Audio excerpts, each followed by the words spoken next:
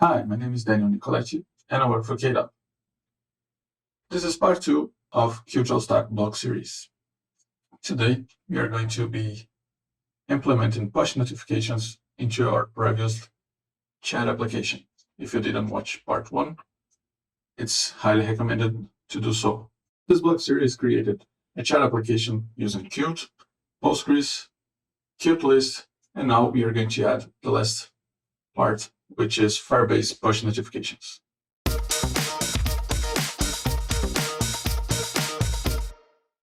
On part 1, we created the server chat application, which receives messages and send them back in real time. We also created a mobile application, which is here, and we also created the client chat application, which just connects to our server. And here it is. And we can type new messages. This chat application, when running on a mobile phone, won't be receiving new messages because the application might be closed. An alternative to this is to create a background service and connect to our server and retrieve new messages when they appear. The problem with this is that Android and iOS stores usually have stricter rules with background service running on the mobile phones, and they provide push notification services. Apple has the APN, Apple Push Notification, and Google has push notifications through the Firebase servers. With the Firebase servers, you can also put your Apple credentials so that you only have to talk to Firebase and it will send the message to iOS devices to the Apple servers that will then relay the message to the iOS devices. So we will be covering Firebase push notifications, and adding the iOS notifications is just a matter of getting the credentials on the Firebase console. To send push notifications, we need to talk to Google servers. Google provides some SDKs as well as a REST API. To make it easier, we have a FirebaseAdminQt SDK, which allows us to access some of their SDK features, some of their APIs, their Firebase APIs. We can then send push notifications, we can do authentications, and so far that's the current features that we have. We can do so by simply including the fetch content plugin, which will then fetch the FirebaseAdminQt, and it will compile, it will download, compile, and make available to our server project. And we also need to link to FirebaseAdminQt 5 core to be able to have access to the Firebase admin classes. Now, we are going to forward declare the Firebase admin messaging.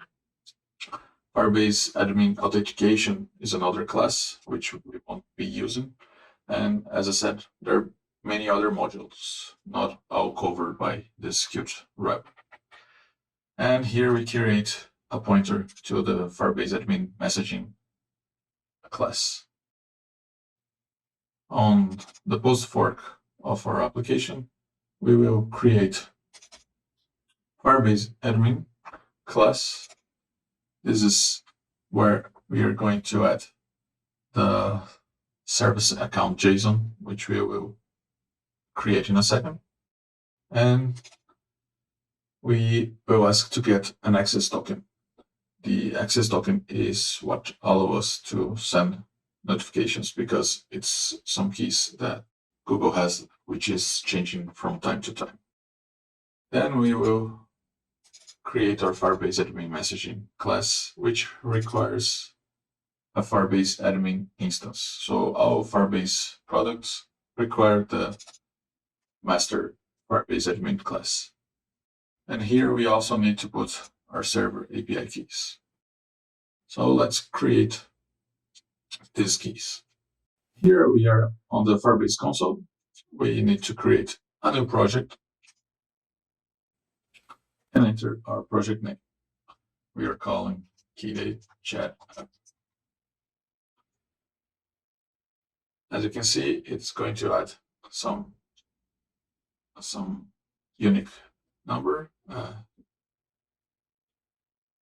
and we are going to accept the terms.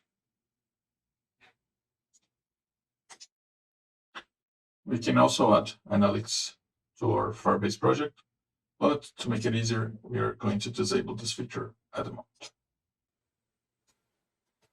And that's it. We can now continue to the dashboard. Now we need to create our service account. So we go to Project Settings, Service Account, and generate your private key. And download, keep it safe. And that's it. We have our new admin SDK JSON file.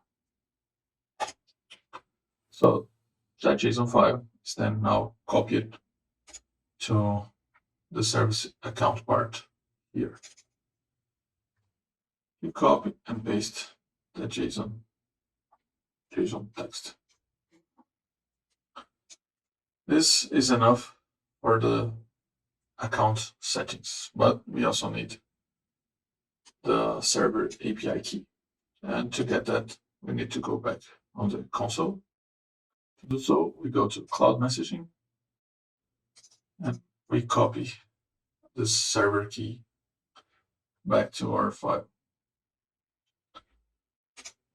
and paste it here.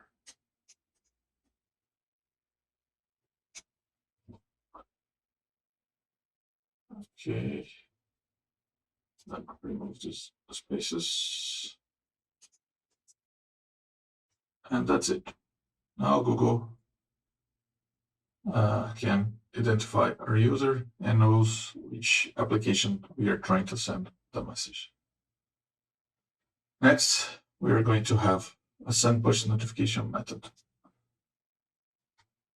This method is going to be called here. So when we receive a new message, we are going to process the message with Firebase. We're going to call it and pass in the message. So the text of the message is going to extract with this Hegler expression. And if at the nick of the user, then we are going to send a push notification to that user. We do so by doing a select, getting the user Firebase token, which the user is going to provide on the next part. And we select the user nick extracted from this Hegler expression. If we have a result, we then send the push notification to that token with the message. So we need to have the user Firebase token to be able to send the push notification. Here, we create a Firebase message. We set the device token. We set a title, a body. We can set an icon, an URL. We can send a bunch of information. We then send the message, and we receive a reply like the Q Network Manager, Access Manager API does. So we also need to delete it later. And if success or error is sent, we just print it here on the console log. This is pretty much it, what we need to do on the server part. Make sure you compile and have your server running with this latest code. We now need to take a look at the client application. There, things are a bit more complex because we need to make sure it works on Android and iOS, pretty much, and make sure it compiles properly with the Firebase C++ library. Now on the client application, we're going to projects, select the Android. We're going to create the Android templates so that we also have the Android folder here with the manifest, which we need this package name to be able to create now Firebase for this package name. We now go to the Firebase console again. We go back to the dashboard. And now we are going to pick Android here. If you want to create a web application or an iOS, then you need to also configure each application on each part here. We go to Android, and it's our package name, which is called KDAB, KDAB app. We can add a nickname, it's optional, and that's it. Register application. Now, this is a very important file. We need to add this file to the client application project so that when the application starts, it reads the Google services JSON file and all the settings and is able to generate a unique device token. So we cannot uniquely identify a device because of privacy reasons. So each new installation of the application will create a unique token for this device.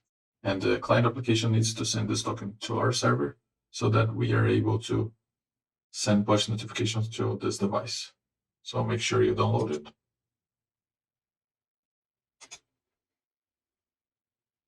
And that's it. Next step is to change some things on the build Gradle, but it doesn't cover the C++ projects. So we just next and continue to console. So far on the console part, we are pretty much done. It's possible to send push notifications on the console directly if you want to try without a server. But of course, you want to automate this sending notifications task. Now, inside your Android folder of your project, we are going to copy the Google services JSON file that we just created. And we also need to add it to our project. So here on the profile, in the project file, we have this file's Android Google services, so that this file is distributed with the application package. You can use the Firebase C++ API directly. The problem is that whenever you get a response, it's not on the main thread. So for that, I created a FirebaseQt wrapper, which emits signals, and then you can use Qt connections to receive on the main thread, on the main graphical thread of your application, and don't have crashes. So for that, you need to download the FirebaseQt and download that inside your sources folder so that we can include the files directly on our project. And here they are. We include the FirebaseQt app, which is the main application class, as well as the messaging class. There is also an authentication class, but we are only doing push notifications. We also need Google Firebase SDK, the C++ one. It's going to be on the description of the video because the newest version is having some link issues. So if you want to try, it's better to use a tested version. There's also some information on an iOS configuration. And here we do the linking to the library for ARM 32 bits and after 64 bits. And there is app and messaging in both, as you can see. We need to link to both libraries. On iOS, the configuration is a bit more complicated. You also need to link to the Firebase Objective-C libraries, which we will not be covering here, but you can get the sources of this project and probably without too much work get this running. So after you configure this part to link to the Firebase C++, you also need to change the Gradle. The Gradle properties file needs to use Android X and also point to the Firebase C++ SDK. In build.gradle, we have the Google services, which is required for Firebase. We also need to set the Firebase C++ SDK. Where is it located for Android? And we also need analytics messaging C++, and services and Android X. So with all of this is going to download the Firebase Java part and link to the C++ part. So far, I don't think we need to change anything else here, but you can take the source code as an example. We now need to build and see if it works. Now, before we can run our application and test it, we also need to integrate the Firebase with the QML part. So for that, we're going to create this Firebase class. This Firebase is going to initialize the Firebase application and also receive the token messages and have a property here so that we know the token. So looking at the code, we are going to only compile this part if on iOS or Android. We create the Firebase Qt app class, and we create a Qt messaging, Firebase Qt messaging class object here. So using the Firebase app. The Firebase messaging has some signals. One of them is the token received, which is very important. So it's the token that the server needs to know to send a message to the device. There is also a message received. Both signals are connected with Qt connection because they're going to be running on different threads. And we call initialize, which will then talk to Firebase servers and register the token with the Firebase server. When we receive a token, we're going to store the device token as a property of this class and emit a signal that the token changed, so the QML part is notified. There is also the message received here, which we just print a message on the console. This message is going to have all data that the server is going to send, and this is only going to run when the application is run. So instead of receiving a notification, you are going to receive a signal here, and then your application decides what to do. If your application is not running, this of course is not going to be called, and the operating system is going to show a notification. So when the Firebase class is created now, we have it as a singleton instance, and we're now able on the user page to import this Firebase part. And when creating or updating our user, we are going to be passing the Firebase token, which is the token that the other class received.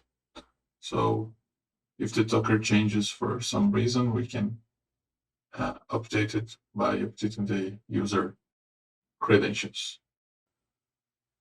So we can now try to run our application and connect to the server and see if we can send a push notification. Okay, since this is running on the remote device, we better use the remote keyboard, the virtual keyboard as well. Now we're going to create a new user. And that's it. As you can see, we already got some new messages. We can also take a look at the database. And you can see that we have the Firebase token here. So if the desktop application wants to send a message to this mobile application, it will need this token and send the user message. So back to our mobile application, we can send a message. Let me open it. Okay, so here is the desktop application running. Desktop, as you can see, and here is the mobile one. Thanks to the virtual keyboard, keeps trying to change the text. So we are going to do a push notification at mobile on the desktop, push notification. And as you can see, we just got the message here, but on the log, we have got a push notification from the app running. What we need to do now is to close the application and send a push notification. So here we have it open. We are going to close it. And I'm closing the route. So we close and we send it mobile push. And as you can see, we just got a push notification. We can send another one. Another at mobile push. And there you have it. The application is not running, as you can see, it died. But we can receive push notifications. I hope you enjoyed this video. Be able to add push notifications to your mobile applications. See you on the next KDAB videos. Bye.